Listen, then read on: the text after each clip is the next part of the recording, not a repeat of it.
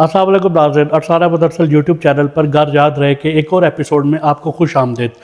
ये दौर इन्हितात का दौर है, तनज़्ज़ुली का दौर है। बहुत कम लोग ऐसे हैं जो ख़ास तौर पर शेर व अदब की दुनिया में अपनी अलग पहचान रखते हैं, अपना नाम रखते हैं और अपना मायार कायम किए हुए हैं। वो आज के जदीद दौर में जदीद तकाज़ों को मद्देनज़र रखते हुए उस दौड़ में नहीं लगते कि जो मायार से गिर कर शायरी करे और महज मुशायरे के लिए या चंद कुछ लोगों के दाद हासिल करने के लिए अपने शायरी के मयार को नीचे ले जाएं। आज के हमारे मेहमान जनाब नासिर बशीर ऐसे ही शायर है जिन्होंने ज़िंदगी भर शायरी को एक ख़ास नज़रिए के तहत किया, मायार कायम रखा, सहाफ़ती दुनिया में अपना नाम बनाया, बतौर कालम नगार इनकी पहचान है और बहुत से हवालों से इनकी पहचान है। आज हम इनसे गुफ्तगू करेंगे जिनमें कुछ असातिज़ा की बातें होंगी, सहाफ़त पर बातें होंगी और ख़ास तौर पर रैपिड फायर जो हमारा सेगमेंट है वो हम इनसे करेंगे। और कैसे हो सकता है कि नासिर बशीर आए हों और उनसे शायरी ना सुनी जाए। जनाब नासिर बशीर से गुफ्तगू का आगाज़ करते हैं। अस्सलाम वालेकुम नासिर साहब। जी वालेकुम अस्सलाम जनाब। आपको घर याद रहे में खुश आमदीद। जी बहुत शुक्रिया जनाब।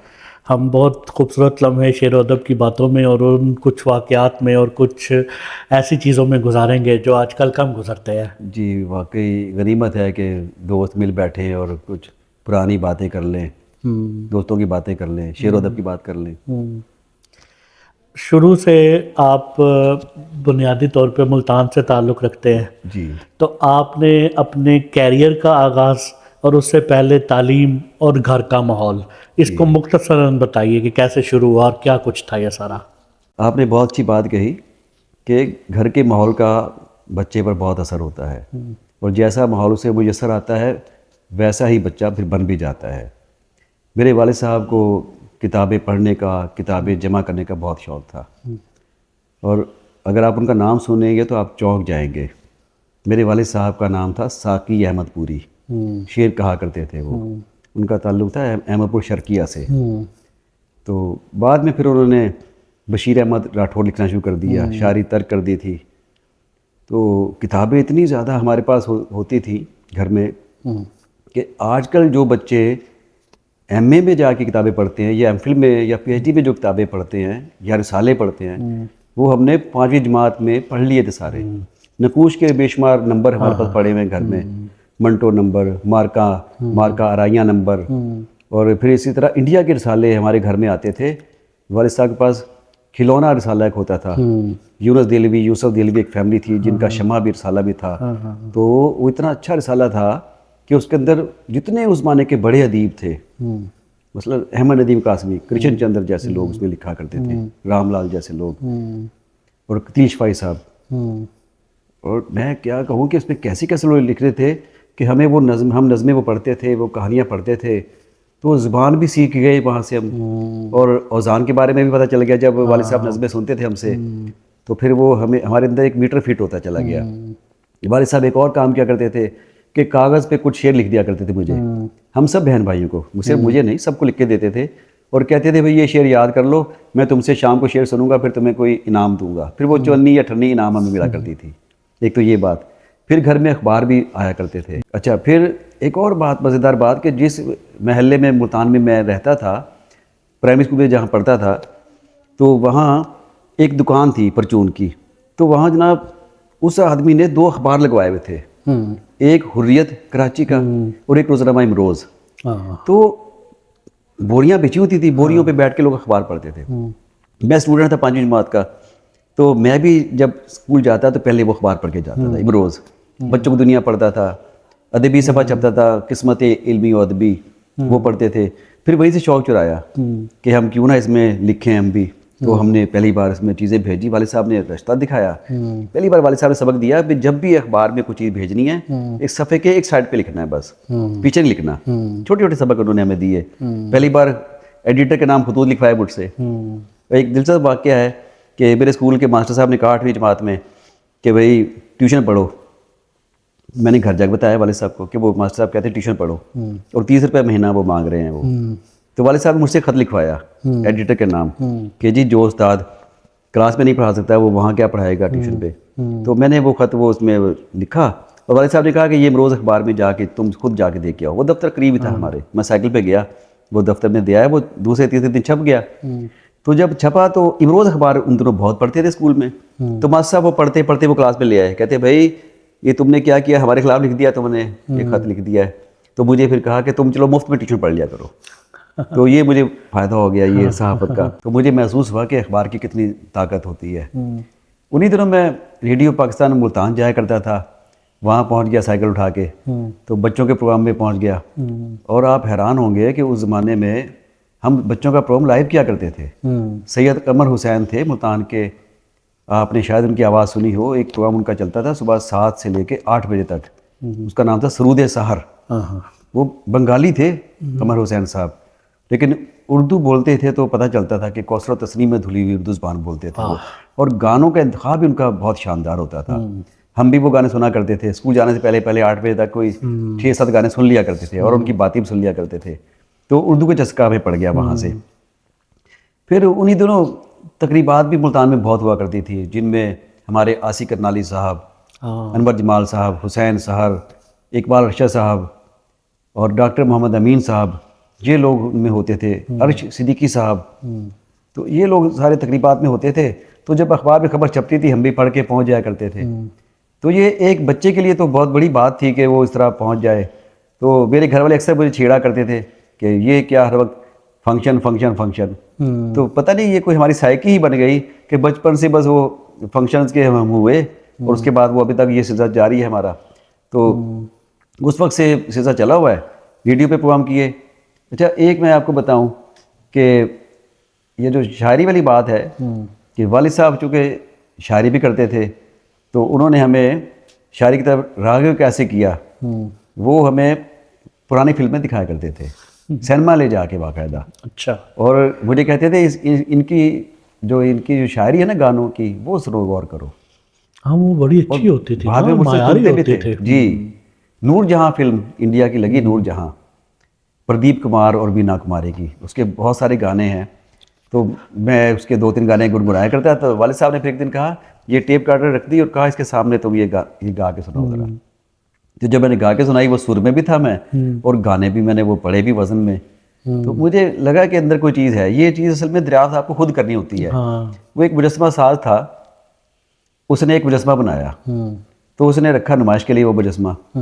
لوگوں نے کہا کہ آپ نے اتنا شاندار مجسمہ کیسے بنا لیا؟ اس نے کہا میں نے نہیں بنایا, میں تو پہاڑوں میں گیا, ایک چٹان کا ٹکڑا کاٹ کے لایا, اس کی فالتو مٹی اتاری, اندر سے مجسمہ نکل آیا. تو یہ ہمارے اندر یہ آرٹ موجود ہوتا ہے. اللہ تعالیٰ اصل میں خالق ہے حسن کا, تمام فنون کا خالق اللہ تعالیٰ ہے. اللہ تعالیٰ نے تمام فنون اپنے مظاہر فطرت میں بکھیرے ہوئے ہیں. یہ آوازوں سے تو سر بنتے ہیں, اور رنگ بھی بکھیرے ہوئے اللہ تعالیٰ نے, تصویریں بھی بکھیری ہوئی ہیں, اور یہ جھرنے بہتے ہیں تو یہ بھی تو شاعری ہے, یہ بھی تو موسیقی ہے, تصویریں ہیں مصوری ہے. تو اللہ تعالیٰ نے یہ فنون جتنے پیدا کیے ہیں وہ ہر شخص میں تھوڑے تھوڑے موجود ہوتے ہیں. بس کوئی اپنی فالتو مٹی اتار لیتا ہے, کوئی نہیں اتار پاتا. تو اس طرح کی بات. اچھا میرا تعلق آپ جانتے ہیں صحافت سے بھی ہے, تو یہ صحافت سے بھی تعلق میرا اسی طرح بنا کہ اخبار ہم پڑھا کرتے تھے امروز. تو میرے گھر کے پاس ایک امروز کے کاتب رہا کرتے تھے. اچھا. رستم صاحب. اور رستم صاحب کے ابا جی تھے طفیل صاحب, وہ پیر صاحب ہیں, ان کا عرس بھی ہوتا ہے ملتان میں باقاعدہ. تو وہ ایک سائیکل پہ جاتے, چھوٹی سائیکل ان کے پاس ہوتی تھی, اس کے اوپر بیٹھ کے جاتے تھے وہ, اور کتابت کرنے جاتے تھے روز اخبار میں. میں ان کے دفتر پہنچ جاتا تھا ان کو دیکھنے کہ یہ کتابت کیا چیز ہوتی ہے. تو میں نے دیکھا کہ پیلیکن انک ان کے پاس پڑی ہوتی ہے, اور ایک ان کے پاس نیبیں بہت ساری پڑی ہوتی, نیبیں چھوٹی باریک, اور ہولڈر ہوتا تھا, اور بٹر پیپر ہوتا تھا. تو یعنی میں 8ویں 9ویں میں یہ بٹر پیپر سے آگاہ ہو گیا, ان کی پیلیکن انک سے آگاہ ہو گیا, اور پھر میں نے وہ ویسی کاپی کرنے کی کوشش کی, اور مجھے کتابت بھی میں نے سیکھ لی باقاعدہ. میں نے پھر اسی زمانے میں 2-3 رسالے نکالے تھے, میرے رسالے تھے, شعور ایک رسالہ میں نکالتا تھا, اس کی کتابت میں نے خود کی میں نے. اور اس میں لکھنے والے کون تھے؟ اس میں لکھنے والے احمد ندیم قاسمی صاحب, وزیر آغا صاحب, انور صدیق صاحب, اے بی اشرف, انوار احمد, صلاح الدین حیدر, ڈاکٹر ریاض مجید. تو میں نے خود لکھے سب کو ان کو کہ جی ایک رسالہ ہم شروع کر رہے ہیں تو اس کے لیے چیزیں بھیجیں. تو اس زمانے میں لوگ یہ بھرم رکھا کرتے تھے. مجھے لوگ سمجھتے تھے شاید کہ میں بہت بڑا کوئی آدمی ہوں. میرا نام تھا اس زمانے میں ناصر بشیر راٹھور. وہ سمجھتے تھے کہ یہ کوئی بھاری بھرکم بڑا کوئی آدمی ہے جو یہ رسالہ راٹھور سے دبدبا. اور جب رسالہ نکالا تو رسالے سے پھر اور امیج یہی بنا, کیونکہ اس زمانے میں تصویریں تو نہیں ہوتی تھی زیادہ, جو کبھی کبھار چھپتی تھی. تو امروز اخبار میں میں جایا کرتا تھا. تو میں 7ویں جماعت میں تھا. میرا ایک کلاس فیلو گرمی کے دنوں میں فٹ بال کھیلتے ہوئے ملتان میں ایک عام خاص باغ ہے, اس کا نام ہے عام خاص باغ, اس میں وہ فٹ بال کھیلتے ہوئے مر گیا بیچارہ گرمی میں. میں نے وہ خبر کاغذ میں لکھی اور میں امروز کے دفتر میں پہنچ گیا, اور وہاں بیٹھے ہوئے تھے ولی محمد باجی صاحب, مرزا ابن حنیف صاحب, بہت بڑے آدمی ہیں, مصری ادب پہ بہت کام کیا انہوں نے, اور آثار قدیمہ کے آدمی تھے وہ, آثار قدیمہ پہ انہوں نے بہت کام کیا, اور ان پر اب اس وقت بہت سارے ایم فل کے اور پی ایچ ڈی کے مقالے لکھے جا رہے ہیں. ان کے پاس میں خبر لے کے گیا, میں کھڑا ہوا تھا, وہ بیٹھے ہوئے تھے, تو انہوں نے توجہ دی, یہاں ہاں بھی بچے کیا لے کے آئے ہو؟ میں نے کہا سر یہ خبر لے کے آیا ہوں. جب میرا خیال تھا وہ کہیں گے یہ کیا بری خبر لے کے آیا, یہ مرنے کی خبر لے کے آ گیا, یہ کہیں گے کتنی بری خبر لے کے آیا. تو انہوں نے آپس میں دونوں نے خبر پڑھی اور دونوں نے آپس میں ایک دوسرے کو دیکھا اور کہا کہ یہ بچہ تو بہت اچھی خبر لے کے آیا ہے. میں حیران ہو گیا, میں کہا میرے لحاظ سے خبر بری تھی کہ بچہ فوت ہو گیا ہے, میرا کلاس فیلو فوت ہو گیا ہے, یہ کہہ رہے ہیں بہت اچھی خبر ہے. پھر مجھے اندازہ ہوا کہ اچھی کا مطلب کیا ہے. اس کا مطلب یہ ہے کہ اس میں خبریت موجود ہے, خبر میں خبریت موجود ہوگی, اس کا مطلب کہ کوئی وہ چھپ سکتی ہے. پھر صبح 3 کالمی خبر انہوں نے لگائی. تو اس میں مجھے جس طرح شعر میں شعریت ہوتی ہے نا جس طرح, تو اسی طرح خبر میں بھی خبریت ہوتی ہے. تو میں بس یہاں سے چسکا پڑ گیا مجھے اس کے بعد خبریں دینے کا. اچھا انہی دنوں کے بات ہے کہ شاید میں 10ویں میں پڑھتا ہوں گا, تو اداکار وحید مراد کا انتقال ہوا. تو میں ملتان میں ایک سینما میں بیٹھا ہوا فلم دیکھ رہا تھا. ان کی فلم تھی وحید مراد کی افشاں. تو اس میں جب ایک گانا آیا, خدا کرے کہ محبت میں وہ مقام آئے, اس میں عالیہ یہ گانا گا رہی تھی, تو وحید مراد بھی تھا اس میں. تو جب یہ گانا چلا تو گیلری میں سے میں نے دیکھا کہ میں گیلری میں تھا, ایک شخص آیا ہوا تھا, وہ تھیلے میں بہت سارے سکے بھر کے لایا تھا, 54 10 پیسے 5 پیسے, اس زمانے میں بڑے قیمتی ہوتے تھے, یہ بھر کے لایا ہوا تھا وہ. تو گانوں میں وہ نیچے پھینک رہا, لٹا رہا تھا, وہ اتنا عاشق تھا وحید مراد کا. میں نے یہ پھر جب فلم دیکھی, یہ واقعہ دیکھا, میں نے وہ کاغذ پہ لکھا یہ واقعہ کہ جی چاکلیٹ ہیرو وحید مراد کا ایک عاشق نے یہ کیا, اس طرح سکے لے کے آیا, اس نے وہاں لٹانے شروع کر دیے, اور لوگ فلم چھوڑ کے سکے لوٹتے رہے, اندھیرے میں ہی ٹٹولتے رہے سکے. تو جنگ اخبار کے اس وقت نمائندے ہوتے تھے ملتان میں خان رضوانی صاحب, بہت بڑے صحافی ہیں. اب ان کا بیٹا جو ہے وہ وہاں ایک بڑے چینل کا بیورو چیف ہے, اس کا نام جمشید رضوانی ہے, اور بہت بڑا وہ صحافی ہے. وہ پہلے وہ یہ ان کا روہی والوں کا ہوتا تھا, جیو کا بھی رہا ہے وہ, تو آج کل ایک اور چینل میں ہوتا ہے وہ. تو خان رضوانی صاحب کا بیٹا ہے وہ. تو خان رضوانی صاحب کے پاس میں خبر لے کے گیا, تو وہ ان کے اپنے ایک دوست کے ساتھ بیٹھے ہوئے تھے, بیورو چیف ہوتا تھا, ایک چھوٹا سا دفتر ہوتا تھا. تو انہوں نے کہا بھائی بچہ بہت اچھی خبر لے کے آیا یہ تو خبر انہوں نے ویسے کہ جو کہ تو خبر میری بھجوا دی. اور صبح دیکھا اخبار میں صفحہ نمبر 2 پر ملتان والی ڈاک میں, ملتان ایڈیشن میں وہ خبر لگی ہوئی تھی کہ اداکار وحید مراد کے ایک عاشق کا انوکھا اظہار, اس نے سکے لٹانا شروع کر دیا. پوری خبر اوپر لکھا ہوتا ہے ملتان نمائندہ جنگ. تو میں نے سوچا کہ یار اس کے اندر میرے اندر یہ ٹیلنٹ موجود ہے, یہ صحافی والا بھی. تو میں نے اپنے صحافی کو یوں دریافت کیا میں نے. اور جب میں امروز اخبار پہ جایا کرتا تھا تو وہاں سارے جو بڑے بڑے لوگ ہوتے تھے مجھے بہت محبت سے بٹھایا کرتے تھے. مجھے اب احساس ہوتا ہے کہ وہ کیوں بٹھاتے تھے. وہ دیکھتے تھے کہ یار یہ بچہ ہے, سائیکل پہ آتا ہے, اس کو شوق ہے لکھنے لکھانے کا, تو مجھے وہ پھر لکھنے کی لیے مجھے جگہ دیا کرتے تھے. نوشابہ نرگس ہوتی تھی وہاں, بہت بڑی شاعرہ ہیں, اب بھی زندہ ہیں ملتان میں, سب سے سینئر خاتون ہیں اس وقت وہ ملتان میں. تو وہ کئی بار ایسا ہوتا تھا کہ بچوں کی دنیا کی جو ڈاک آئی ہوتی تھی مجھے کہتی تھی لو بھائی بچے بیٹھو, اس کو ٹھیک کرو, پڑھو تم ذرا. وہ سکھانے کا انداز تھا ان کا. تو میں نے کہا کہ مجھے کیا ٹھیک کرنا آتا, کہتے نہیں تم اس کو پڑھو, بتاؤ اس میں کون سی چیز ایڈٹ کریں, کون سی چیز فالتو ہے, کون سی زائد ہے, یا اس میں کون سا لفظ کو ڈالنا ہے. تو میری انہوں نے ٹریننگ کر دی انہوں نے اس طرح. تو یہ صحافت کی طرف تو میں اس طرح آ گیا تھا. میں شاعری والا واقعہ بھی اگر آپ کو میں سنا دوں, پھر جب میں فرسٹ ایئر میں ہوا کہ شاعری کی طرف میں کیسے آیا. شعر تو میں کہہ رہا تھا, میں ٹوٹے پھوٹے جیسے بھی بچے بچپن میں شعر کہتے ہیں, لیکن کہیں نہ کہیں ان میں وزن تھا.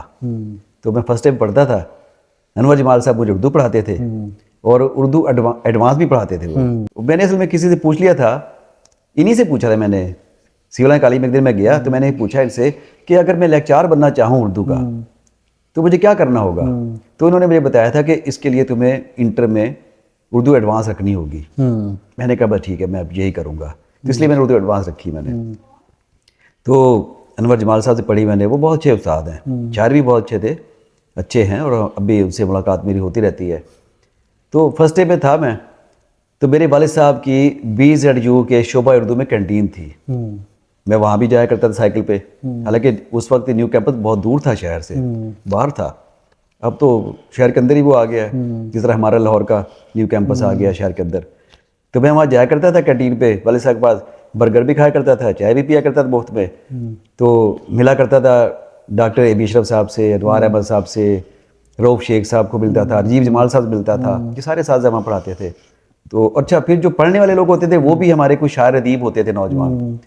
ہمارے آج کل ریڈیو پاکستان کے جو اسٹیشن ڈائریکٹر ہیں خالد اقبال صاحب, ہمارے دوست ہیں, وہ بھی ان دنوں وہیں وہ نوکری کرتے تھے وہاں, اور بعد میں انہوں نے پھر MA بھی کر لیا, لیکن وہاں وہ اندر نوکری کر رہے تھے. تو وہاں عطر ناسک ہمارا ایک دوست ہوتا تھا, وہ پڑھتا تھا وہاں, میں اردو کر رہا تھا. تو عطر ناسک بہت اچھا شاعر تھا, اور بیدل حیدری صاحب کا وہ شاگرد تھا. اچھا. میرے والد صاحب کی کینٹین پر عطر ناسک کا ادھار چلتا تھا, اور اکثر وہ لمبا ہی کھاتا اس کا ہوتا, سب سے زیادہ ادھار عطر ناسک کا ہوتا تھا. تو والد صاحب سے عطر ناسک نے منٹو نمبر لیے, اچھا, نقوش کے, اور نقوش کے ادبی مارکہ آرائیاں نمبر لیے. والد صاحب نے کہا بھی تمہیں میں ایک شرط پہ دوں گا, یہ کتابیں, یہ رسالے, کہ تم جب واپس دو گے پھر ان کو جلدی کرا کے دو گے. پھر اس پر جلد نہیں ہوئی تھی ان کتابوں رسالوں کی, ہمارے جو پڑھے تھے. تو اس نے وہ پڑھا, کوئی اسائنمنٹس بنائی یا کچھ جو بھی استفادہ کیا اس نے ان سے. تو تعلق بہرحال ابا جی سے تعلق تھا. پھر ایک دن میرے والد صاحب نے کہا ناسک کو, یار ناسک میرے بیٹے کو بھی شاگرد کرواؤ نا بیدر حیدری صاحب کا. دیکھیے یہ ایسا باپ کوئی ہوگا جو اپنے بیٹے کو بھیجے کسی استاد کے پاس کہ شاعری کا فن سیکھیے. تو ناسک نے کہا ٹھیک ہے میں لے جاتا ہوں. تو جمعے کے دن ایک دن ہم چلے گئے, میں اور ناسک, مجھے ناسک صاحب لے گئے عطر ناسک وہاں بیدل صاحب کے پاس.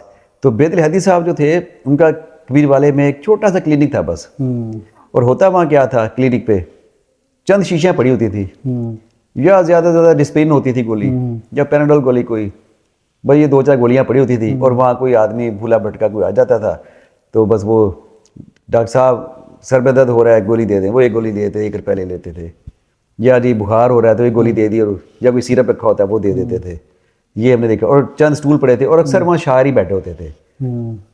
جب میں گیا تو مجھے لے کے گئے ناسک صاحب, تو انہوں نے کہا بیدر صاحب یہ لڑکا جو ہے نا اس کے اندر سپارک ہے, اور یہ پڑھتا ہے ملتان میں سیول لائن کالج میں, اور اس کا استاد ہے انور جمال, تو ہم چاہتے ہیں کہ اس کو آپ کی شاگردی میں دیں. بیدر صاحب نے کہا یار نہیں یار اب نہیں, اب میرے بہت شاگرد ہو گئے ہیں, اب نہیں یار, میں تھک گیا ہوں یار. ظاہر اس وقت ان کے بہت شاگرد تھے, لمبی فہرست تھی. تو انہوں نے کہا کہ اب نہیں یار, بس اب یہ سلسلہ میں ختم کرنا چاہتا ہوں. ناسک نے کہا بیدر صاحب دیکھ لیں, یہ لڑکا بعد میں مشہور ہو گیا نا, پھر آپ بعد میں پچھتائیں گے, آپ کہیں گے یار یہ تو میرے پاس آیا تھا, دیکھ لیں, یا بھی یہ ضائع نہ ہو جائے کہیں, یہ کہ ٹیلنٹ نہ ضائع ہو جائے, پھر اس کا الزام آپ کے سر آئے گا. بیدر صاحب نے کہا پھر اس کا میں پہلے ٹیسٹ لوں گا, پھر اگر یہ ٹیسٹ میں پاس ہو جاتا ہے تو پھر ہم کر لیتے ہیں, پھر رکھ لوں گا اس کو, میں شاگردی میں لے لیتا ہوں میں, ورنہ نہیں. مجھے کہتے ہیں کیوں بھائی تیار ہو, میں نے کہا بالکل تیار ہوں میں. بیدر صاحب نے ایک پرچی پہ ایک مصرع لکھا. اچھا. اور وہ مصرع بے معنی تھا, بس ایسے تھا جیسے 71 72 73 74 ایسا مصرع, وزن میں لفظ جوڑ کر, وزن میں جوڑے مصرع. میں بتا دوں کیا تھا مصرع ان کا, یہ تھا کہاں ہے کہاں ہے کہاں ہے ابھی. اب یہ مصرع ابھی آخر میں ابھی آ گیا, کہتے کہاں ہے کہاں ہے ابھی. اب مجھے کہتے اس کو بامانی شعر بنا کے لاؤ. کہتے ہیں وہ سامنے کرسی پڑی ہے, سامنے بیٹھ جاؤ, وہاں جا کے بیٹھ جاؤ, اور چائے کا ہاف سیٹ انہوں نے منگایا ہوا تھا, اس میں سے 3 کپ نکالتے تھے وہ ہاف سیٹ میں سے, چھوٹا کپ مجھے دے دیا کہ وہاں بیٹھ جاؤ, چائے کا کپ لے جاؤ, اس پہ تمہیں ہم دیتے ہیں آدھا گھنٹہ, سوچ سمجھ کے اس پہ مصرع لگا کے لے آؤ سامنے سے. میں چائے کا کپ لے کے اپنا وہاں گیا, تو چائے کا کپ پیتے ہی پتہ نہیں کیا ہوا, مجھے آمد ہو گئی مجھے, اور مصرع میں نے لکھ دیا. پتہ نہیں غلط تھا کہ صحیح تھا, میں نے لکھا اپنے طور پہ, مجھے تو نہیں پتہ تھا غلط ہے کہ صحیح ہے. تو میں فوراً اٹھ کے آ گیا, بیدر صاحب یہ ہو گیا مصرع. تو ناسک کہتا ہے ابھی غور کر لو یار, ابھی سوچ لو ذرا, ابھی اتنی جلدی تھوڑی ہوتا ہے مصرع کوئی. میں کہنے اب ہو گیا, اب کیا کرے اس میں, ہو گیا یہ تو. اچھا, بیدر صاحب نے پرچی مجھ سے لی, تو پرچی پڑھ کے, تو یوں پڑھ کے نا انہوں نے یکدم وہ یوں کرتے تھے, وہ حیران ہوتے تھے, یوں کرتے تھے, یا ناراض یا غصے میں, یہ اس طرح کر کے سر پہ رکھ لیا ہاتھ. ناسک کہتا ہے بیدر صاحب بچہ ہے, معاف کر دیں, ایک موقع اور دے دیں, ایک موقع اور دیتے. کہتے نہیں اس کا مصرع سنو یار, جسے مصرع لگایا وہ سنو. میں نے یہ پھر انہیں سنایا، میرے صاحب نے پڑھا، کہاں ہے کہاں ہے کہاں ہے ابھی، یہ دنیا جہاں تھی وہاں ہے ابھی. صحیح ہے. دونوں نے داد دی مجھے کہ بھئی یہ تو شعر بن گیا پورا. کہتے وزن بھی رکھا ہے اس نے اور بالکل، اور جلدی میں. اسی وقت مجھے پھر ناسک نے اپنا رومال نکالا، میرے بازو پہ رومال باندھا، اور پھر وہاں پاؤ بھر برفی منگوائی گئی، اور میں ان کے حلقہ تلامذہ میں شامل ہو گیا. اس کے بعد میں پھر ہر جمعے کو میں وہاں جایا کرتا تھا بیدر صاحب پاس اپنی غزل لے کے. اچھا، جب غزل میں لے کے جاتا تھا تو ان کے سامنے میں رکھ دیتا تھا، اور پھر میں کہتا تھا بیدر صاحب اس میں بتائیں کوئی چیز، اس میں کوئی نقطہ. میں ہر بار ان سے میں علم چھینتا تھا باقاعدہ، میں بحث کرتا تھا کہ یہ لفظ اس میں یہ کیوں ہے، یہ کیوں ہے. تو وہ پھر کہتے بھئی یہ جو ہے نا مجھ سے چھینتا ہے یہ علم. کہتے سیکھا اسی طرح جاتا ہے. اچھا، ایک بات وہ کہا کرتے تھے، کہتے کہ یہ ناصر بشیر جب غزل لے کے آتا ہے نا کوئی، جب اس کو میں بتا دیتا ہوں کہ یہ چیز غلطی ہوتی ہے، یہ شعر کا عیب ہوتا ہے، کہتے یہ دوبارہ وہ غلطی نہیں کرتا. کہتے اس کا مطلب یہ ہے کہ یہ سیکھ رہا ہے یہ. ورنہ وہ ایک اور شاعر کا نام لیتے تھے جو ان کا شاگرد تھا، بہت بڑا شاعر تھا. کہتے اس کو میں جب بتاتا ہوں وہ دوبارہ غلطی کر کے لے کے آتا ہے. کہتے یہ سیکھ رہا ہے یہ. تو یہ اس طرح کی باتیں. تو یہ مجھے کمنٹس دیا کرتے تھے بیدر صاحب. بلکہ مجھے ایک اور واقعہ یاد ہے، پھر کوئی 12ویں میں پڑھتا تھا یا 3rd میں پڑھتا تھا، تو ایک بار میں بیدر صاحب کے پاس ملنے جب گیا، دکان پہ بیٹھے، وہاں بڑے بڑے لوگ آتے تھے. میں نے وہاں وزیر آغا صاحب کو دیکھا ہے، ملنے کے لیے آتے تھے. سرگوتے سے جب بھی وہ ملتان جاتے تھے نا وزیر آغا صاحب، تو رستے میں کبھی والا سڑک پہ ان کی دکان تھی بیدر صاحب کی، تو وہ وہاں بیٹھے ہوتے تھے. انور صدیق صاحب کو وہاں دیکھا میں نے، غلام حسین انصاری صاحب وہاں آتے تھے. اقبال ساجد کو دیکھا جی میں نے، اقبال ساجد کو دیکھا. اقبال ساجد صاحب بیٹھے تھے، ان کے کپڑے سرخ ہوئے پڑے تھے، وہ کپی پیتے تھے، تو لال رنگ کی کپی تھی، کپڑے ان کے لال ہوئے پڑے تھے. تو بیدر صاحب نے ان کو چھیڑا، ویسے ہی ان سے تعلق تھا ان کا کوئی، انہیں چھیڑا. کہتے یہ میرا جو یہ شاگرد ہے نا، یہ ابھی میں اس کو مصرع دوں گا نا تو یہ کہہ لے کہ تم نہیں مصرع کیا سکو گے. چھیڑتے تھے ویسے، یہ نہیں، وہ تو بہت بڑا شاعر تھا. بہرحال ایسی چھیڑ چھاڑ چلتی رہی. پھر مجھے ایک مصرع دیا بھی انہوں نے، تو مشکل بہر دے دی مجھے، گلزار نسیم کی بہر ہے وہ، مفعول مفاعل فعول. اس نے بلکہ اقبال ساجد نے کہا تھا، کہتے بھائی دیار شنکر نسیم کی بہر میں کوئی مصرع لکھ کے دکھا دو شعر. میں نے وہیں فوراً میں نے کہہ دیا میں نے. تو پھر وہ مان گئے، کہتے یار لڑکے میں اسپارک ہے، ابھی اس میں لڑکے میں اسپارک ہے. تو یہ باتیں تھیں. مجھے پھر وہ جو داد ملتی تھی مجھے، وہ بتاتی تھی کہ یار میرے اندر کوئی چیز ہے، مجھے اب رستہ آپ یہ رکھنا چاہیے اپنا. ٹھیک ہے نا. تو یہ شاعری کا آپ نے اتنے مختصر وقت میں اپنی شاعری، صحافت اور استادی، شاگردی اور بہت ساری باتوں کا تذکرہ کیا. تو اب ہم اس ماحول سے تھوڑا سا ہٹ کے اس سنیریو سے نکل کے آج کے دور میں آتے ہیں کہ ایک وہ دور تھا جس کا آپ ذکر کر رہے ہیں، ایک آج کا دور ہے جس میں ہم زندگی گزار رہے ہیں. اس دور میں اور اس دور میں شعری لحاظ سے، فنی لحاظ سے اور معیار کے اعتبار سے، خاص طور پہ شاعری اور صحافت دونوں چیزوں میں کیا فرق دیکھتے ہیں؟ فرق تو بہت ہے جی. بس فرق یہ ہے، بنیادی فرق تو یہ ہے کہ تب لوگ سیکھنا چاہتے تھے اور لوگ سکھانا بھی چاہتے تھے، اور آج لوگ سیکھنا نہیں چاہتے. اچھا، لوگ سکھانا بھی نہیں چاہتے، بتانا بھی نہیں چاہتے، اور اگر کچھ لوگ بتانے والے موجود ہیں تو ان سے لوگ سیکھنا نہیں چاہتے. ورنہ میں سمجھتا ہوں کہ آج بہت کم لوگ رہ گئے ہیں ایسے جن سے آپ شعر پر بات کر سکتے ہیں، کسی بحر پر بات کر سکتے ہیں، یا ایوب شاعری پر بات کر سکتے ہیں.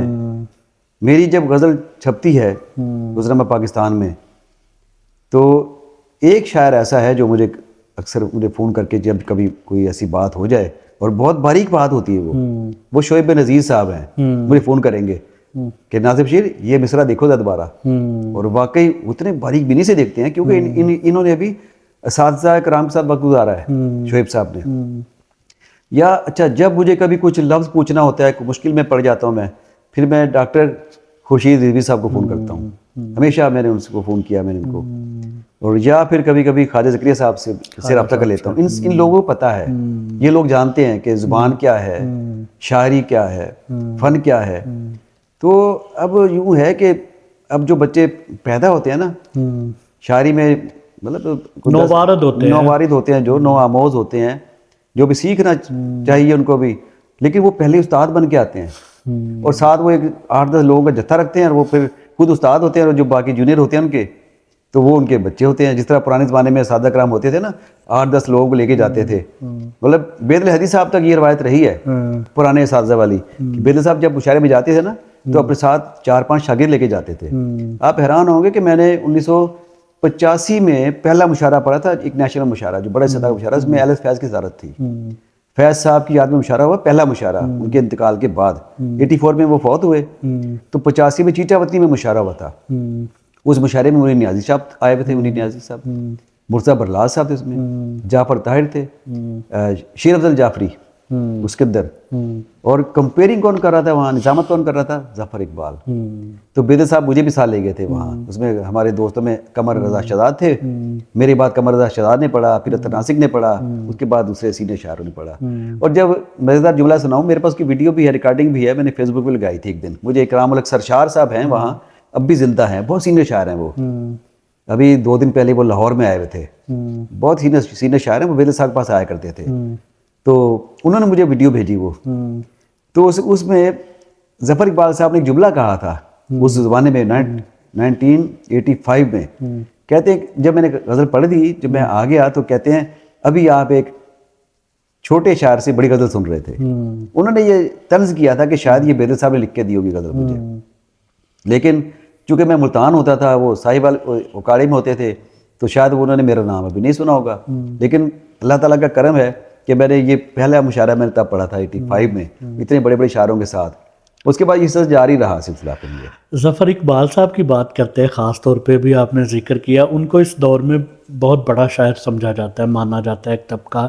ظفر اقبال صاحب کو اس دور کا شاید سب سے بڑا شاعر بھی سمجھتا ہے. آپ اس رائے سے متفق ہیں؟ ان کے کچھ وہ کرتے ہیں, تجربات کرتے ہیں. پچھلے دنوں سوشل میڈیا پہ ان کا بہت چرچا رہا, انہوں نے ہندوستان کی ایک اداکارہ کے حوالے سے ان کے عنوان سے ایک غزل کہی اور اس کا بہت چرچا رہا. آپ اس ساری چیز کو کیسے دیکھتے ہیں؟ دیکھیے, غزل میں تو وہ ایک بڑا نام ہے, ٹھیک ہے, لیکن جس چیز کا آپ ذکر کر رہے ہیں, جس شاعری کا, وہ میں نے بھی سنی تھی. تو مجھے تو وہاں سے آشکارا ہو گیا کہ دیکھیے جو ایک بڑا شاعر ہوتا ہے نا, چاہے وہ کچھ بھی لکھے تو اس میں بھی وہ اپنا معیار نہیں کرنے دیتا. وہ مجھے محسوس ہوتا ہے کہ اب کوئی ان کی ایک کتاب بھی ہے مجھے یاد, اس کا نام رتب و یابس ہے. تو اگر یہ ظفر اقبال صاحب اپنی شاعری میں سے رتب و یابس نکال دیں, جو زیادہ ہے اتفاق سے, شعر اچھے بھی انہوں نے کہے ہیں اور کلاسیکل انداز کے شعر انہوں نے کہہ رکھے ہیں, لیکن ان کو اپنی شاعری کا انتخاب وہ نہیں کر سکے. دیکھیے غالب نے ایک ہی دیوان تو لکھا ہے, کتنا کلام نے ریجیکٹ کیا, چھوڑا.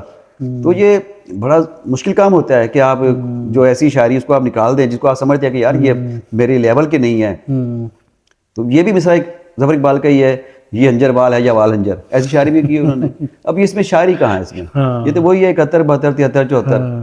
تو ایک ظفر اقبال شاعر بلا شبہ بڑے ہیں, لیکن ان کے یہاں رتب و یابس بہت زیادہ ہے. انہوں نے خود ہی بھی یہ کتاب کا نام رکھا ہوا ہے, جنگ پبشر نے یہ کتاب چھاپی تھی ان کی. یہ تو اب میں کیا کہوں, ہمارے بزرگ آدمی ہیں, ہمارے بزرگ شاعر ہیں, بڑے آدمی ہیں, اور ہم ان کو بہت مانتے ہیں. اچھا, پھر ان کے کالم بھی چھپتے ہیں. کالم کا نام بھی انہوں نے وہی رکھا ہے جیسے کالم ہے نا, اس کالم کا نام بالکل صحیح رکھا ہے انہوں نے, اسم با مسمہ ہے دال دلیا.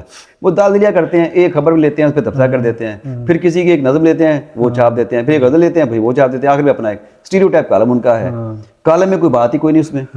اچھا, پھر جس کی غزل چھپ جاتی ہے وہ کالم اٹھائے پھرتا ہے کہ یہ دیکھیں ظفر اقبال نے کالم لکھا. بھائی کالم تو وہ ہے ہی نہیں. وہ کالم کی یہ کون سی شکل ہے جس میں ملغوبہ سا بنایا ہوا آپ نے اٹھا کے, ایک کھچڑی بنائی ہوئی ہے کھچڑی, یا ایک پیبند لگا کے گدڑی بنائی ہوئی ہے بہت سی سارے کپڑوں سے. ایک سلیقہ تو اس کے اندر ہونا چاہیے نا کالم میں. کالم کا ایک موضوع ہوتا ہے, کالم کی ایک حیت ہوتی ہے, کوئی چیز ہوتی ہے خاص اس کے اندر, کوئی چیز آپ دیجئے, کوئی اپنا خیال تو دیں کسی چیز میں, تو وہ لگتا ہے کہ وہ پھر جگہ گھیرنی ہے انہوں نے. اچھا, قطع بھی ان کا چھپتا ہے, مجھے قطع بھی ان کا اچھا نہیں لگتا, بہت کمزور قطع ہوتا ہے ان کا. تو یہ آپ جگہ چھوڑ دیں, وہ جگہ نہیں چھوڑنا چاہتے نئے لوگوں کے لیے. کسی نئے آدمی کو دیں جس کے اندر ٹیلنٹ موجود ہے. بھائی اتنے لوگوں کا کلام آپ چھاپتے ہیں ظفر اقبال صاحب, اتنے لوگوں کی شاعری آپ اپنے کالم میں چھاپتے ہیں, تو کسی کو ریکمینڈ کر دیں کہ بھائی یہ اچھا شاعر, اس کا قطع چھاپا کریں, میں جگہ چھوڑ رہا ہوں. میں یہ میں چاہتا ہوں کہ کسی کو کہہ دیں, وہ کسی اور شاعر کو کہ بھائی اس کا قطع چھاپ دیں, اب میرے اندر وہ نہیں رہی پاور یا وہ صلاحیت نہیں رہی. تو شاعر وہ بہت بڑے ہیں, لیکن یہ بات اب ماننی پڑے گی کہ ایک وقت ایسا آتا ہے کہ جب چیز کی میعاد ختم ہو جاتی ہے، ٹھیک ہے نا، تو مجھے یوں محسوس ہوتا ہے کہ اب انہیں رستہ چھوڑنا چاہیے لوگوں کے لیے، وہ جگہ چھوڑنی، کالا بھی جگہ بھی چھوڑنی چاہیے لوگوں کے لیے، اور قطعی جگہ بھی کسی کو دینی چاہیے وہ اپنے۔ منیر نیازی صاحب کے بارے میں آپ کی کیا رائے ہے؟ نیازی صاحب سے میرا بہت تعلق رہا جی، میرا ان کے ساتھ، ان کے میں گھر بھی بہت جایا کرتا تھا، تب بھی جاتا تھا اور اب بھی جاتا رہتا ہوں میں۔ رائے کیا دوں، میں سمجھتا ہوں کہ جتنی شریعت منیر نیازی صاحب کے ہاں ہے نا، وہ کسی کے ہاں نہیں ہے۔ کئی بار ایسا ہوتا ہے کہ ابھی ظفر اقبال صاحب کا نام لیا تو ان کے ہاں کی ایک سپاٹ سی کیفیت ہمیں نظر آتی ہے، لگتا ہے کہ بس اب یہ غزل برائے غزل کہہ رہے کہ آج کھانا پوری کر رہے ہیں، غزل کہہ رہے ہیں، لیکن منیر نیازی نے کبھی ایسا نہیں کیا، کم کہا لیکن انہوں نے کم کہا۔ اگر اچھا جہاں دیکھا کہ یہاں 4 مصرعوں پہ نظم ختم ہو گئی ہے یا 4 شعروں پہ غزل ختم ہو گئی، بس چھوڑ دی انہوں نے، روک دی۔ پچھلے دنوں میں نے ان کا کلیات پڑھا، دیکھا سارا، تو چھوٹی چھوٹی نظمیں ہیں ان کی، اور غزلوں میں بھی کوئی زیادہ شعر نہیں ہوتے، لیکن ان کے یہاں شریعت بہت ہے، ایک پروساریت سی جو ان کے اندر ہے نا، اس نے ایک شریعت پیدا کر دی ہے۔ یہ کمال، میں سمجھتا ہوں کہ ان کی شاعری کو بھی دریافت ہی نہیں کیا جا سکا بھی صحیح معنوں میں۔ ہاں میں بھی یہی سمجھتا ہوں، لیکن بعض لوگ اعتراض کرتے ہیں، وہ جو ان کی نظم میں اکثر دیر کر دیتا ہوں، اور ایک اور دریا کا سامنا تھا منیر مجھ کو، یا وہ جو شعر ہے، وہ کہتے ہیں یہ کیوں ان کو بعد میں کیوں احساس ہوتا ہے، یا اکثر کیوں وہ اس طرح کی شاعری کرنا چاہتے ہیں۔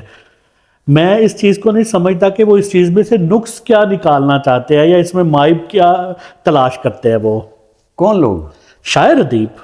اس میں کون سی بات ہے، اس میں ہمیشہ دیر کر دیتا ہوں، یہ شاعر جب یہ بات کرتا ہے وہ اپنی بات تھوڑی کرتا ہے، وہ جب ہمیشہ دیر کر دیتا ہوں کہتا ہے وہ اپنی بات، شاعر اپنی بات کبھی نہیں کرتا، وہ تو معاشرے کی بات عکاسی کرتا ہے، وہ ان لوگوں کی بات کرتا ہے جو جن کے یہ رویے ہیں، جو بے حسی میں آگے نکل گئے ہیں۔ وہ شاعر میں کے پردے میں ہم کی بات کرتا ہے، وہ کوئی اپنی بات تھوڑی کر رہا ہے۔ اگر میں اس میں دکھ کی بات کر رہا ہوں اپنے شعر میں کے پردے میں اپنی ذاتی دکھ کو بیان کرتا ہوں، تو وہ میرا نہیں ہے، وہ ان لوگوں کا ہے جو وہ کہتے ہیں کہ میں نے یہ سن کے جو کہتے ہیں میں نے یہ جانا کہ گویا یہ بھی میرے دل میں ہے، وہ تو ان کے لیے ہوتی ہے۔ لیکن یہ کوئی اعتراض نہیں بنتا کہ یہ انہوں نے کیوں کہا ہمیشہ دیر کر دیتا ہوں۔ تو وہ بہت کمال آدمی تھے، بہت بڑے شاعر تھے، میں سمجھتا ہوں کہ شعریت سے بھرپور اگر کلام دیکھنا ہے تو پھر منیر نیازی، اور ان کی شخصیت بھی شاعرانہ تھی، یہ کمال ان کا ہے۔ ہم نے ان کے ساتھ سفر بھی کیے، ہم انڈیا اکٹھے گئے ہوئے تھے۔ مجھے یاد ہے کہ جب میں ان کے گھر جایا کرتا تھا تو ٹاؤن شپ والا جب گھر بنایا انہوں نے، تو اس زمانے میں ٹاؤن شپ کی یہ جگہ اجاڑ تھی۔ اچھا دیکھیں، پھولوں کی بات کرنے والا شاعر، خوشبوؤں کی بات کرنے والا شاعر، اور گھر کے سامنے گندا نالا بہہ رہا تھا، بالکل گھر کے سامنے، اور انتہائی بدبو اس میں نالے میں ہوتی تھی۔ تو میں نے پوچھا، میں کہا یہ کیا ریاض صاحب، یہ کہاں پلاٹ مل گیا آپ کو، گھر مل گیا؟ بہرحال پھر میں نے کہا ادھر آپ کو ڈر نہیں لگتا ہے؟ یہاں تو یہ اجاڑ جگہ ہے، ان دنوں اجاڑ جگہ تھی 90s میں، تو یہاں کوئی چور ڈاکو آ سکتا ہے، اکیلے آپ رہتے ہیں یا؟ پھر مجھے کہتے پنجابی میں کہتے ہیں، میں نا فکر نہ کر، میں ایک نا موزر لے لیا میں، تو میں کہا ایسا موزر چلائے گا کون؟ کہنے ہوتے ویسے میں بندہ رکھ لیا، میں موزر چلانے والا بندہ رکھ لیا میں۔ تو یہ اس طرح کی وہ پٹھان آدمی تھے، اور اسلحہ تو پٹھان کا زیور ہوتا ہے، تو یہ انہوں نے واقعہ میں سنایا، کہتے ہیں میں نے رکھا ہوا ہے موزر میں نے۔ ان کا کہتے ایک مشہور واقعہ بڑا مشہور ہے کہ ان کے گھر کشور نہید گئیں تو انہوں نے کہا کہ اپنی بیگم سے کہ پردہ کر لو گے، وہ جملے تو وہ کہا کرتے تھے۔ ہماری بھابھی آج کل عمرہ کرنے گئی ہوئی ہیں، بیگم ناہید منیر نیازی صاحبہ جو ہے نا، آج کل عمرہ کرنے گئی ہوئی ہیں، آج کل میری چند روز پہلے بات ہوئی تھی، تو بھی آنے والی ہیں۔ تو بس بہت سی یادیں تھیں، بہت سی باتیں ہیں نیازی صاحب کی، انڈیا گئے تو اس طرح، اور پھر وہ یاد ہے ان کو جب پریڈ پرفارمنس ملا تھا نا، تو تب ہم بہت سارے دوست مل کے، ان میں نواز صدیق صاحب شامل تھے، جنہوں جاوید صاحب تھے، حسین مجروح صاحب تھے، ہم کیک لے کے گئے تھے اور پھول لے کے گئے تھے، اور ان کی خوشی ہم نے پھر منائی تھی ٹاؤن شپ والے گھر میں، یہ بھی مجھے یاد اچھی طرح۔ اب دسمبر میں ان کی برسی بھی آنے والی ہے، صحیح۔ تو آپ نے کیا یاد دلا دیا، اپنی آئی صاحب بڑے کمال آدمی تھے جناب۔ اچھا، اب چونکہ روزنامہ پاکستان سے آپ بہت دیر سے منسلک ہیں، تو مجیب الرحمان شامی صاحب کے بارے میں کوئی بات کیجیے کہ بطور صحافی اور بطور دوست کیسے آدمی ہیں؟ شامی صاحب جو ہے نا، ایڈمنسٹریٹر، میں نے پرانے روایت کے جب لوگوں کو دیکھتا ہوں، میں کبھی کبھی سوچتا ہوں کہ یار میں مولانا حالی کے دور میں کیوں نہیں پیدا ہوا۔ مجھے مولانا حالی بہت پسند ہے، ان کی شخصیت، ان پہ سادگی تھی، ان میں درد مندی تھی، عاجزی تھی، ایڈز تھا, انکسار تھا, اور وہ ہمیشہ کوئی نئی بات کرنا چاہتے تھے اپنے زمانے سے ہٹ کے. وہ کہتے تھے شاعری وہ کریں جس کا معاشرے کو فائدہ ہو, زندگی کو فائدہ ہو, اور پھر انہوں نے ویسی شاعری کر کے بھی دکھائی. وہ گل و بلبل کی شاعری چھوڑی انہوں نے, عارض و رخسار کی شاعری چھوڑی انہوں نے, اور ایک رستہ نیا دکھایا, مقدمہ شعر و شاعری لکھا انہوں نے, ٹھیک ہے نا. اچھا پھر انہوں نے مسدس حالی لکھا, یادگار غالب لکھی. غالب کو غالب بنانے والے مولانا حالی ہیں, نئے سرے سے ان کو دریافت کیا. جنہوں نے پہلی بار جو تنقیدی کتاب ہے وہ حالی کی کتاب ہے, یادگار غالب. اچھا پھر اس کے بعد پھر حالی کے بعد آزاد, اس کے بعد اکبر الہ آبادی آ جاتے ہیں, پھر اقبال آ جاتے ہیں, پھر مولانا ظفر علی خان آ جاتے ہیں. ظفر علی خان. اچھا ظفر علی خان جیسے صحافیوں کو جب میں دیکھتا ہوں تو پھر مجھے شامی صاحب کو جب دیکھتا ہوں مجھے یہ پرانے لوگ یاد آتے ہیں. تو شامی صاحب, اچھا سر سید احمد خان کا نام بھول گیا, سر سید کا سب سے بڑا میں مداح ہوں میں. اچھا مداح ہے جی, میں ان کا میں بہت سارے لوگ کرٹیسائز کرتے ہیں سر سید کو. پتہ نہیں وہ کون لوگ ہیں. سر سید تو ہمارے محسن ہیں صحیح معنی میں پورے برصغیر کے, کہ اگر آج آپ یہ سائنسی چیزوں سے استفادہ کر رہے ہیں نا, یہاں سائنس پڑھ رہے ہیں, انگریزی پڑھ رہے ہیں, اور اردو ادب آپ لوگ پڑھ رہے ہیں, میں سمجھتا ہوں کہ سر سید کا ہی احسان تھا. سر سید احمد خان نے ہی تو کہا تھا پہلی بار ہمیں انگریزی پڑھو. کہتے ہیں کہ انگریزوں کا مقابلہ اگر کرنا ہے ہمیں انگریزی پڑھنی پڑے گی. کہ اس کو وہ لیتے ہیں کہ انگریزوں کی غلامی کی ہے, انگریز کی غلامی کی ہے. نہ یہ تو وہ نوکری وہ کرتے تھے, وہ ٹھیک ہے وہ نوکری کرتے تھے, ملازمت کرتے تھے, ملازمت اب بھی لوگ کر رہے ہیں, اب بھی ہر آدمی انگریزوں ملک پہ جانا چاہتا ہے. تو سر سید ہمارے سب سے بڑے محسن تھے جن کے ارد گرد بڑے بڑے لوگ جمع تھے, نذیر احمد دہلوی, مولانا طاہر حالی, شبلی نعمانی. تو یہ اتنے بڑے بڑے لوگ سر سید احمد خان نے اپنے قریب جمع کیے ہوئے تھے. اچھا جب آپ نے بات کی شامی صاحب کی, تو میں جب شامی صاحب کو دیکھتا ہوں, شامی صاحب میں مجھے پرانے لوگوں والی خوبیاں نظر آتی ہیں. کہ اب وہ خوبیاں جن کو اب دیکھنے کو آنکھیں ترستی ہیں ہماری, تو وہ ہمیں نظر آتی ہیں. مثلا وہ اپنے سے چھوٹا آدمی کتنا بھی چھوٹا کیوں نہ ہو, چاہے ان کا وہ چپڑاسی کیوں نہ ہو, اس کو بھی آپ کہتے ہیں, میں دیکھا ہمیشہ. کبھی تو نہیں میں نے کبھی کہتے سنا, یا تم نہیں کبھی کہتے سنا. ایک تو یہ بات, انتہائی وفادار آدمی. آپ کبھی ملنے جائیں, کبھی گھر دفتر جائیں, آپ کو وہ نہیں جانتے, لیکن آپ کو ملیں گے ویسے ہی جیسے آپ کو برسوں سے جانتے ہیں. آپ کو اجنبیت کا احساس ہی نہیں وہ ہونے دیں گے. چائے پلائیں گے, قہوہ پلائیں گے, یا کھانا کھلائیں گے, جو بھی وقت ہے. تو اور گھر میں بھی جائیں گے تو آپ سے اسی طرح ملیں گے. اچھا پھر دفتر میں جن لوگوں کو نوکریاں دی ہوئی ہیں, انہوں نے کبھی یہ نہیں کہیں گے کہ بھئی آپ جائیے, اب ہمیں آپ کی ضرورت نہیں ہے. کوئی خود ہی جائے تو جائے, سنتے رہتے ہیں. سر سید میں بھی یہ خوبی تھی. سر سید احمد خان کے بارے میں آپ نے پڑھا ہی ہوگا, آپ پڑھاتے بھی ہوں گے, کہ سر سید احمد خان کے بارے میں یہ تھا کہ لوگ کہتے تھے کہ جی فلاں آپ کا اکاؤنٹنٹ جو ہے غبن کر گیا. تو وہ کیا کہتے تھے, کہتے نہیں بس ٹھیک ہے یار, اگنور کرتے, اتنی خدمت بھی تو کر رہا ہے, ٹھیک ہے نا, تو خدمت بھی تو کر رہا ہے یہ. تو اسی طرح شامی صاحب میں. اچھا کئی لوگوں کو میں نے دیکھا, مثلا مجھے ایک واقعہ یاد آ گئی مجھے بات ایک اور شامی صاحب کے حوالے سے. ملتان میں بیٹھے ہوئے تھے ہم, یہ ابھی کوئی 6-7 سال پرانی بات ہوگی. اے بی اشرف صاحب بیٹھے ہوئے تھے, انور جمال صاحب تھے, فیاض تحسین صاحب تھے. اب یہ ظاہر ہے شامی صاحب رائٹ ونگ کے آدمی ہیں, تو وہاں اے بی اشرف صاحب بھی لیفٹسٹ تھے, فیاض تحسین صاحب بھی لیفٹسٹ تھے. تو فیاض تحسین صاحب نے کہا, ذکر چھڑا شامی صاحب کا, تو فیاض تحسین نے کہا یار مینوں شامی پسند نہیں. اچھا.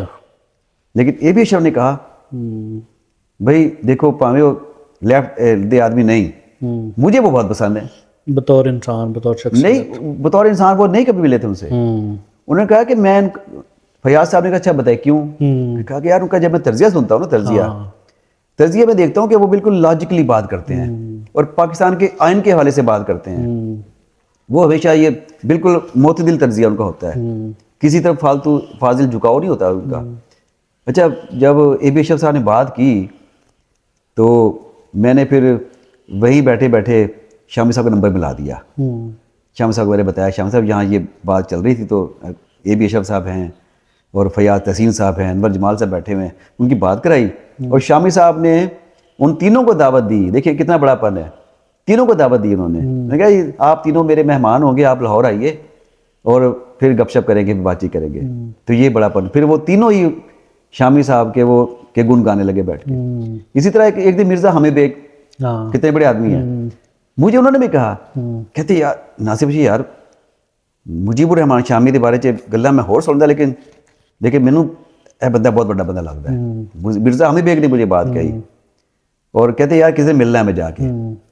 تو بات یہ ہوتی ہے جو انصاف پسند لوگ ہوتے ہیں نا وہ مخالفین کو اس لیے نہیں چھوڑ دیتے کہ یہ جی مخالف ہے ہمارا تو اس کو ہم نے برائی کرنی ہی کرنی ہے, خوبی پہ نظر رکھتے ہیں وہ.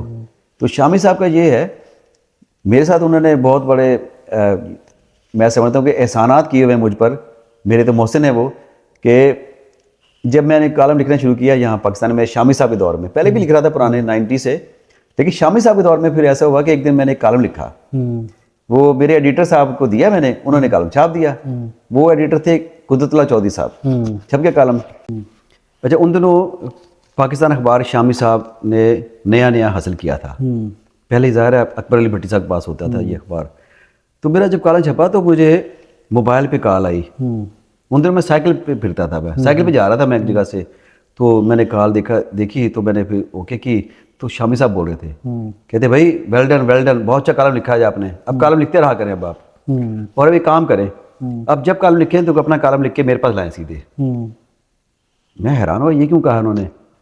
تو میں نے پھر اگلے دن پھر فوراً کالم لکھا ایک, اور شامی صاحب پاس لے گیا, اور وہ اپنا لکھ رہے تھے داریہ, انہوں نے وہ چھوڑا اور مجھے توجہ دی انہوں نے, اور میرے کالم کو جلدی سے انہوں نے جلدی پڑھا اور یوں ایڈٹ کر رہے ہیں. میں ان کی ایڈیٹنگ دیکھ رہا تھا کہ کیا کرتے ہیں وہ, کیسے ایڈیٹنگ کرتے ہیں.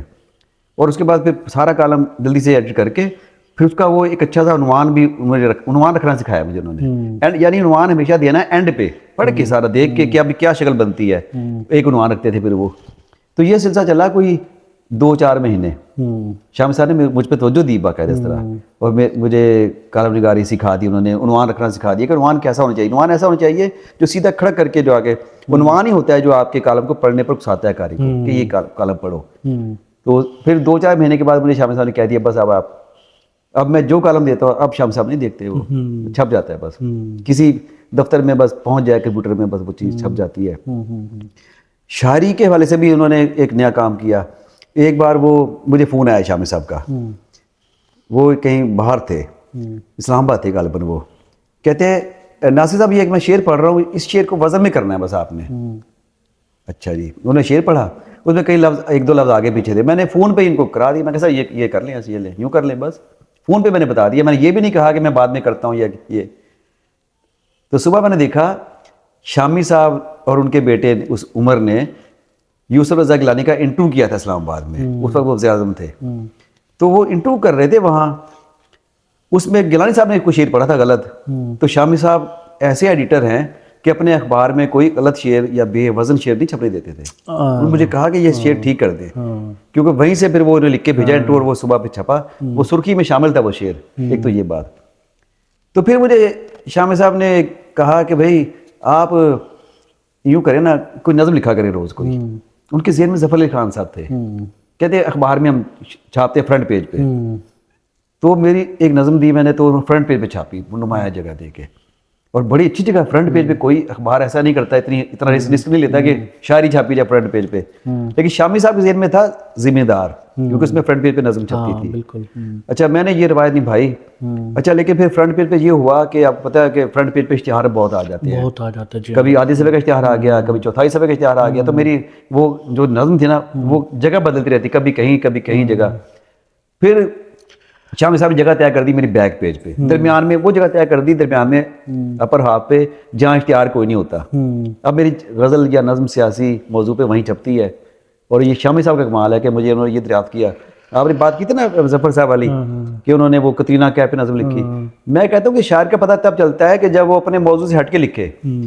تو اگر کوئی, مجھے شعیب نذیر صاحب بھی یہ کہتے ہیں, شامی صاحب بھی یہ کہتے ہیں لوگ جب روز لکھتے ہیں نا شعر, کہتے ہیں ان کی شاعری خراب ہو جاتی ہے.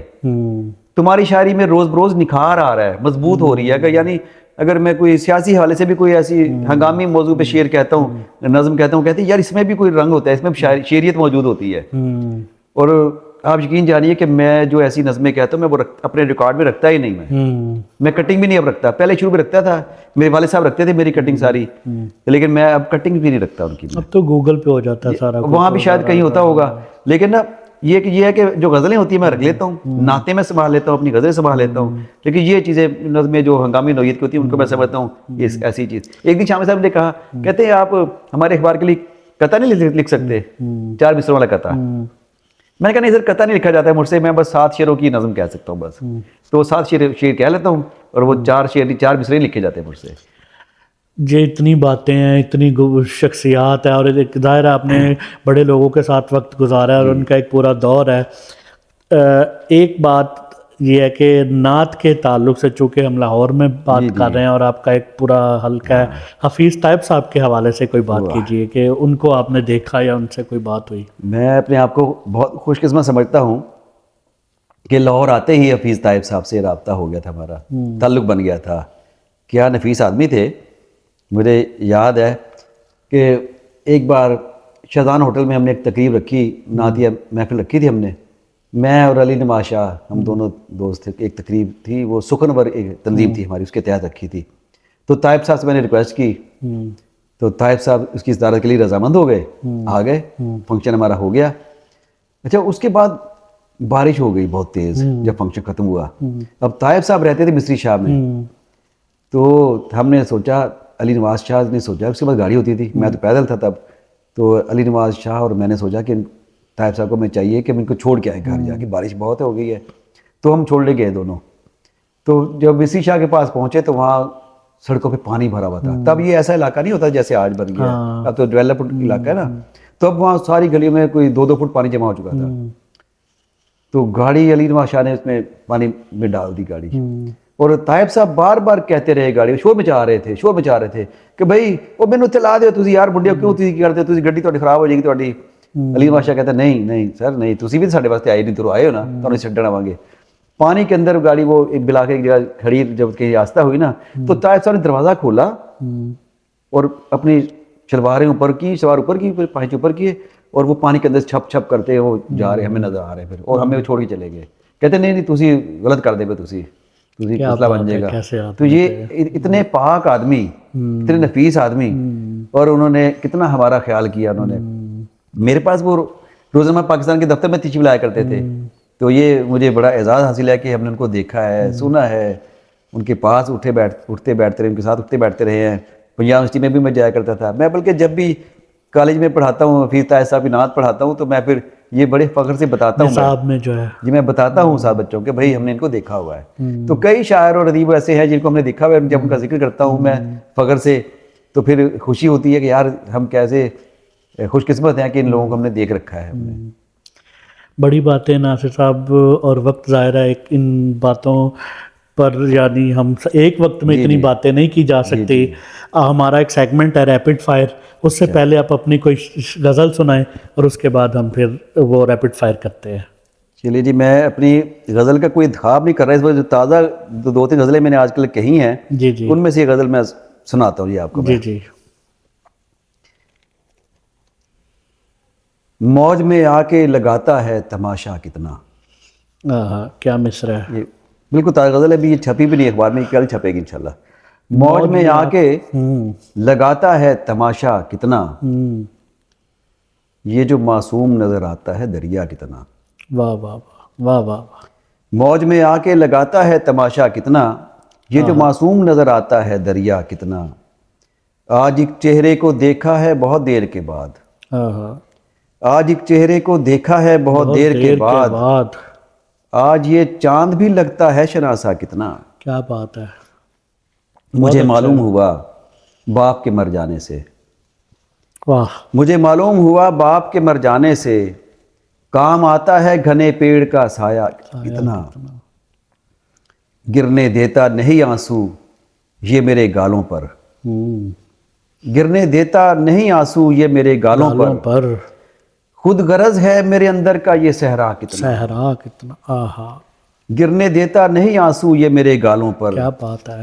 خود غرض ہے میرے اندر کا یہ صحرا کتنا.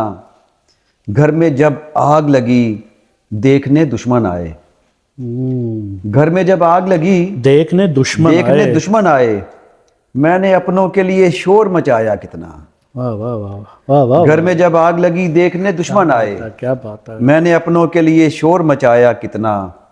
مدتوں بعد ملیں گے تو کھلے گا ہم پر, مدتوں بعد ملیں گے تو کھلے گا ہم پر, اثر انداز ہوا کس پہ زمانہ کتنا. بہت اچھا. مدتوں بہت بعد اچھے۔ ملیں گے تو کھلے گا ہم پر، کیا بات ہے، اثر انداز ہوا کس پہ زمانہ کتنا، واہ واہ، دو فرشتے کبھی مل جائیں تو ان سے پوچھوں، دو فرشتے کبھی مل کبھی جائیں مل جائیں تو ان سے پوچھوں، دوش ہستی پہ رکھوں بار تمنا کتنا، اتنا، واہ واہ، موج میں آ کے لگاتا ہے تماشا کتنا، یہ جو معصوم نظر آتا ہے دریا کتنا۔ چند شعر اور میں سنا چاہوں گا، غزل کے جی لگے جی، ہاتھوں سنا دیتا ہوں۔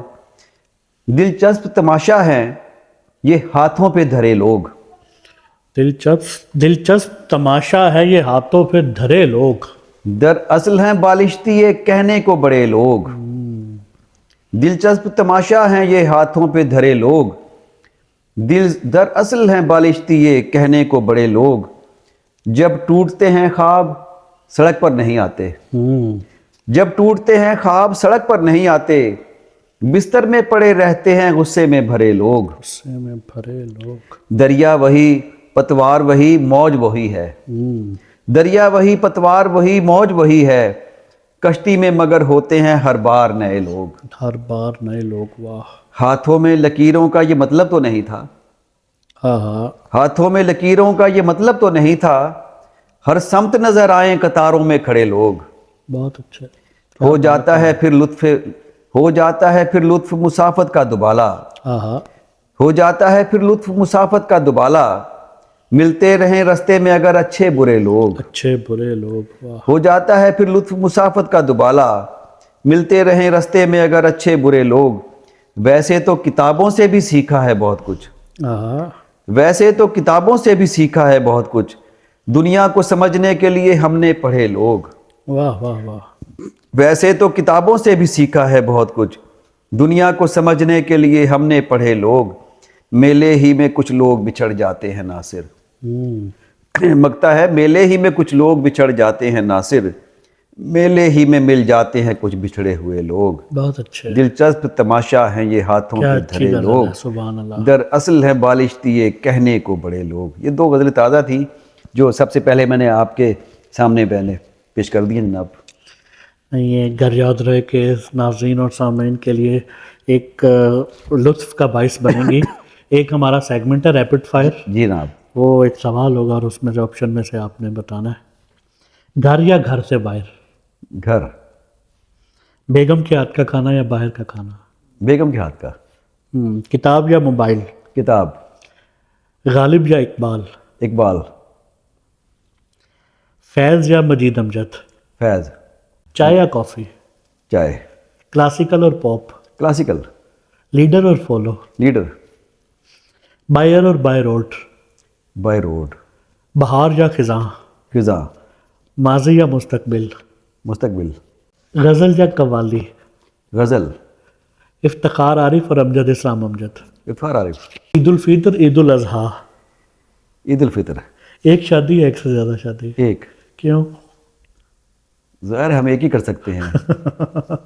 بہت شکریہ ناصر صاحب Thank آپ you، کا، شکریہ بڑی آپ اچھی کا۔ گفتگو ہوئی، بہت اچھی شاعری سنی اور ایسے لوگوں کا تذکرہ ہوا جو نئی نسل کے لیے بہت سارے لوگ نئے ہیں، واقعی آپ نے بھی نایاب ہیں، اور یاد دہانیاں کرا دی، ہاں بہت بڑی ساری باتیں ہوئی، اچھی اچھے باتیں وقت یاد کرا دیے آپ نے، اچھے چہرے یاد دلا دیے، اچھے لوگ یاد کرا دیے، اچھے لمحے یاد کرا دیے آپ نے۔ اچھی گفتگو ہوئی، یقیناً ایک قیمتی باتیں ہوئیں جو اساس آپ ہیں۔ کا بہت شکریہ کہ آپ نے مجھے ایک بار پھر پیچھے مڑ کے دیکھنے پر اکسایا۔ بہت شکریہ تھینک یو۔ ناظرین، بہت ساری باتیں ایسے تھیں، بہت سارے لوگ ایسے تھے جن کا تذکرہ آپ نے نہیں سنا ہوگا، اور سنا بھی ہوگا تو اس طریقے سے اتنے تفصیل سے ان پر بات نہیں ہوئی ہوگی۔ صحافت پر بات ہوئی، شاعری پر بات ہوئی، شاعروں پر بات ہوئی، صحافیوں پر بات ہوئی، اداروں پر بات ہوئی، کچھ لوگوں پر بات ہوئی۔ ان کے ساتھ یہ گھر یاد رہے کا ایپیسوڈ بہت اچھا رہا۔ انشاءاللہ گھر یاد رہے کہ ایک اور ایپیسوڈ میں ایک نئے مہمان کے ساتھ آپ سے ملاقات ہوگی۔ اس کے ساتھ ہی مجھے اجازت دیجیے، اللہ حافظ۔